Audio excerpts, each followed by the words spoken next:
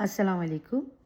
আজকে আমি খালেদ মহিউদ্দিন সম্বন্ধে কিছু কথা বলতে চাই।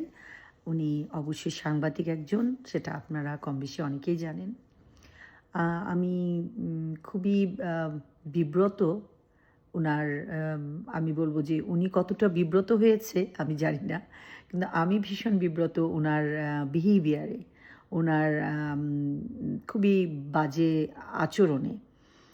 উনি যেভাবে কথা বলল সেদিন, আমি কিছুদিন আগেই আমি দেখলাম উনার কথার যে স্টাইল, যে উনি ২৪শে শহীদদের ব্যাপারে যেভাবে ব্যঙ্গ করে উনি কথা বলতেছে, উনি তাচ্ছিল্য আ উম টাইপের কথা বলে উনি নিজে কি সম্মানিত বোধ করতেছে কিনা আমি ঠিক জানি না।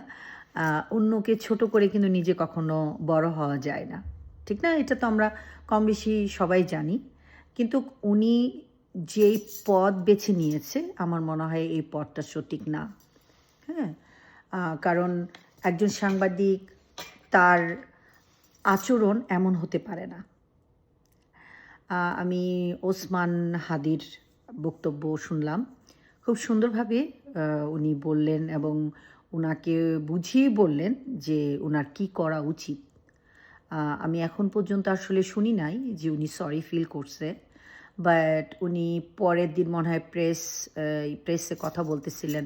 আ ভীষণ ও ইউ নো অসম্মানভাবে বিহেভ করতেছিলেন। খুবই আ অস্থিরভাবে উনি পানি খাচ্ছেন। উনি আ উম কি বলতেছেন আমার মনে হয় উনি নিজেও ঠিক মতন বুঝতে পারতেছেন না।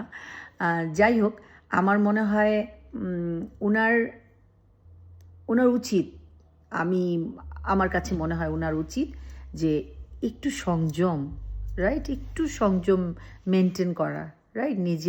এতটা আম নিজেকে বড় ভেবে ফেলা উচিত না যে আমি মাটিতে পড়ে যাই। ঠিক আছে?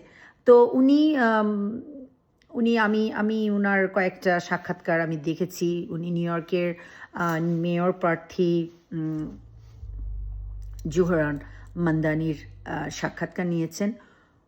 আমি আমি কিন্তু সাংবাদিক না। আমি সাধারণ মানুষ। হ্যাঁ?